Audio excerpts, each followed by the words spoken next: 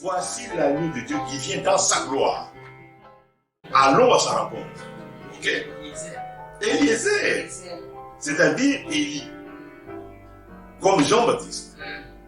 Jean-Baptiste a précursé, introduit, présenté Jésus. Pas une photo. Il a présenté Jésus, l'homme. Donc, parce que je prends le type. Je prends le type de l'Ancien Testament pour dire Eliezer. Pourquoi Eliezer? Parce que Eliezer, c'est celui qui a présenté Rebecca à Isaac. Quand il a dit à Rebecca, voilà ta tête, voilà ton mari. Et la Bible dit, Isaac n'était pas dans la maison de son mère, il était dans les champs. Et Frère Branham dit, c'est parce que Jésus ne nous va pas nous attendre au souper de noces, dans la salle de noces. Il viendra nous attendre dans les champs, c'est-à-dire en dehors, dans les airs. Ok? Il vient nous accueillir. Et nous venons à sa rencontre. Et nous allons alors avoir qu'une seule attraction. Ça sera sa personne. Et lui, il va dire, entrez donc, mes bien-aimés. Ok? Donc, lui va nous conduire dans la salle de noces. Et c'est là qu'il y aura le souper. Le grand souper de noces. Le festin, le grand festin du roi. Ok? C'est le but de l'enlèvement. Quand on va, c'est... Et cela va se passer pendant 3 années ou 1260 jours.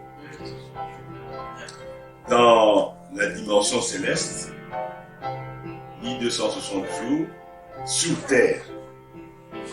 Sur terre, ce sont des jours terrestres, les 1260 jours. Okay? Et sur terre, ça sera le temps de la grande tribulation. Donc, de l'autre côté, c'est la fête, c'est les cris. Et sur la terre, c'est aussi des cris. Oui, mais c'est aussi des cris. Mais les cris de souffrance. Et les grincements des dents. Donc c'est pour ça qu'il ne faut pas. Il ne faut même pas souhaiter un seul instant manquer l'enlèvement. Parce que comme je disais, manquer l'enlèvement, il faut jeter les bouchures. Vous n'avez plus d'église, vous n'avez plus d'intérêt dans l'église. Puisque vous préparez quoi à l'église? Vous allez préparer quoi? Vous allez préparer... non, il n'y a plus d'enlèvement, parce que le message est envoyé pour préparer l'enlèvement. Mais vous manquez l'enlèvement. Dès que oui, ça me non, le but du message, c'est de nous préparer à l'enlèvement. Il y a plus Jésus, il retourne les cheveux. Il traite même avec les nations. Oui. Ça sera le temps d'Israël. Ça sera le temps des Juifs. Ça sera le temps où la grâce aura quitté les nations. Quand on dit grâce quitte les nations, ça veut dire que le pardon des péchés n'existe pas pour les nations.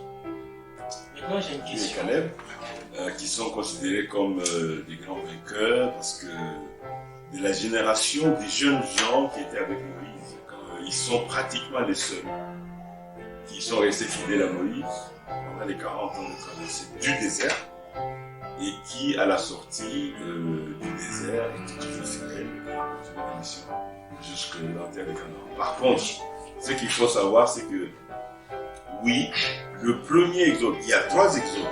Frère Branham dit qu'il y a 3 exodes. Le premier, c'est celui-là naturel. L'exode naturel. L'exode veut dire sortir de et entrer dans. Okay. Vous devez toujours avoir un point de sortie et un point d'entrée. Sur le plan naturel, Israël est sorti physiquement de l'Égypte. Okay. Et il a eu une marche avec le Seigneur depuis l'Égypte, passant par la mer Rouge, entrant dans le désert, jusqu'au Jourdain. Et puis ils ont traversé le Jourdain pour entrer dans la terre de Canaan. C'est là que s'arrête l'exode. Oui. Ok? Maintenant, Frère Branham va prendre ce type-là pour montrer que il y a un exode. Et quand vous regardez l'exode, il y a toujours trois choses. La première chose, c'est Dieu, qui est l'acteur principal. La deuxième chose, c'est le peuple. La troisième, c'est un leader. Sur le plan naturel, Israël est sorti physiquement de l'Égypte. Okay?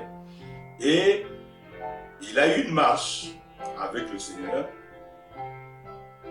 depuis l'Égypte, passant par la mer Rouge, entrant dans le désert, jusqu'au Jourdain.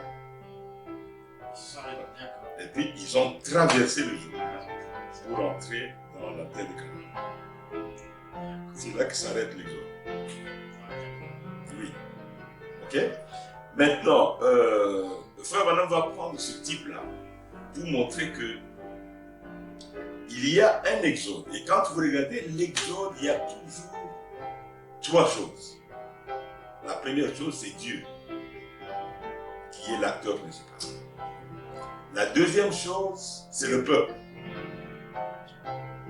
La troisième, c'est un leader que Dieu va utiliser et choisir et utiliser parmi le peuple pour le conduire. Ok? Dieu se manifestera dans le premier exode naturel d'un pays, une terre naturelle, à un pays, une terre naturelle. Il va se manifester sous la forme de l'ange de l'Éternel. Il va se manifester sous la forme de la colonne de feu. Il va se manifester sous la forme de la nuée de gloire. Mais Dieu va aussi se manifester sous forme du leader, c'est-à-dire Moïse. Ok? Puis il y a le peuple qui suit. Parce que l'exode veut dire le leader marche devant et le peuple, un peuple, suit derrière. Et Dieu ne traite pas directement avec le peuple. Dieu traite avec les leaders. Ok? Dieu traite avec le leader et le leader transmet. D'ailleurs, de toute façon, avec Exode 19, c'est ce qui a été dit, hein, n'est-ce pas? Quand le peuple voulait à tout prix que Dieu lui parle, Moïse a dit, vous voulez ça, vous allez avoir ça, je vais obtenir ça pour vous, et Dieu ne va vous parler. Dieu a dit qu'ils veulent longtemps qu'ils aillent à la montagne. Quand ils sont allés là-bas, Dieu leur a interdit même de s'approcher de la montagne, parce qu'il savait que ça allait être grave. Et Moïse dit qu'il était épouvanté. Et le peuple était épouvanté. Éclair, flash, éclair, tonnerre. Dieu parle comme ça. Okay. Non. Alors quand ils ont entendu Dieu parler comme ça, ils ont dit non. Moïse, si c'est comme ça que vous parlez entre vous, nous on préfère que vous continuez à parler. Tu viens nous dire après. Et tu viens nous dire après. Ok. Alors, et Dieu a dit, ils ont bien parlé. Ils ont bien parlé. Parce que, effectivement, le principe de Dieu, c'est que la parole de Dieu vient au prophète. Et le prophète va parler au peuple. Voilà le principe de Dieu. C'est pourquoi Amos 3, verset 7 est très important. Dieu a établi ce principe, il n'en déroge pas. Dieu a dit que l'Éternel ne fera jamais rien sans avoir premièrement révélé son secret à ses serviteurs, les pasteurs. Non, les prophètes. Ok? Les prophètes. Il y en a 40. Oui, mais les prophètes ont des degrés. Vous avez des prophètes qui sont majeurs, d'autres mineurs. Mais il y a même à l'intérieur des majeurs, il y a des degrés. C'est-à-dire que quand Jésus parle de Jean-Baptiste, il dit de tous ceux qui sont nés de la femme, il est le plus grand. Il est le plus grand parce que, pourquoi? Frère Branham dit parce que c'est lui qui a présenté le Messie à Israël. Et Frère Branham dit, Jésus a ajouté, mais le plus petit dans le royaume est plus grand que lui. Le plus petit de qui? Le prophète ou bien le plus petit? Non, il n'a pas dit. Il n'a pas dit. Il dit, mais le plus petit dans le royaume. Dès que dans le royaume, non, c'est pas ça.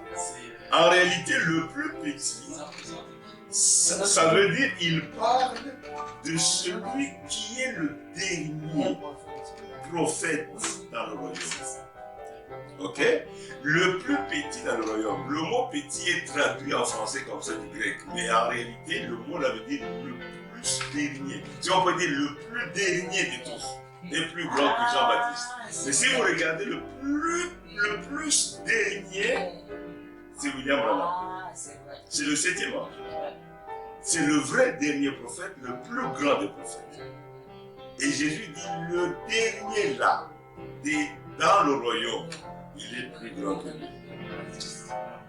Pourquoi? Parce que lui, il va amener à introduire le Messie dans sa gloire. Et non pas le sacrifice, l'agneau. Mais il va dire, voici l'agneau de Dieu qui vient dans sa gloire. Ça, cette présentation-là, c'est la plus élevée. C'est la plus élevée. C'est pour ça que Frère Branham utilise le type de la pyramide. Okay? La pyramide avait un chemin, et ce chemin-là, c'est un chemin qui avait des étapes. Le chemin pour monter, il fallait d'abord descendre. Il fallait descendre les marches. Et ensuite, vous retrouvez le chemin intérieur qui vous faisait escalader les différentes étapes, les 7 grandes étapes. Et quand vous arrivez presque au sommet, vous arrivez dans l'antichambre du roi. Vous arrivez dans l'antichambre. C'est lui qui vient là pour voir le roi. Il arrive dans l'antichambre et c'est le serviteur, comment on peut appeler le majordome royal, viendra chercher le visiteur pour l'introduire dans la chambre. C'est celui-là qui est le plus important. C'est lui qui vous a accueilli en bas de la pyramide, il n'est pas le plus important. Mais c'est celui qui vous a introduit là. Dans la chambre des rois. Dans la chambre du roi. Et c'est pour cela que le plus petit dans le royaume sera plus grand que lui. Amen. Et c'est pour ça que c'est important. Vous voyez, il est important de connaître le contexte, surtout juif, du Nouveau Testament, et de savoir que les textes ont été traduits quelquefois de façon un peu à l'occidentale et pas à l'orientale, parce que la Bible est un livre oriental. C'est comme j'ai dit souvent l'exemple de quand le Seigneur Jésus dit il est plus facile à un chameau de passer par le trou de l'aiguille qu'à un riche d'entrer dans le royaume des cieux. Ça veut dire quoi? Vous croyez qu'un chameau peut passer par le trou de l'aiguille? Et vous croyez que ça peut être plus facile, ça? C'est facile, ça? Mais c'est absolument impossible. Mais il y a un contexte et il y a aussi l'expression. C'est impossible. Il y a un riche entre au ciel. Or, ça c'est faux. Ça c'est faux. Il y a des riches qui sont entrés au ciel et il y a des riches qui entreront au ciel. Il y a des gens qui sont riches, qui sont cupides et qui sont attachés à l'argent et qui sont liés à l'argent et qui vivent que pour l'argent. Puis il y a des riches qui sont riches, mais qui maîtrisent de l'argent, qui maîtrisent leurs besoins et qui donnent pour la maison de Dieu et qui donnent pour le royaume de Dieu. C'est des riches, mais c'est des riches qui sont bénis et c'est des riches qui vont aller au ciel parce qu'ils sont nés de nouveau, parce qu'ils ont le Saint-Esprit, parce que de leur richesse ils donnent au royaume de Dieu et Dieu les bénit.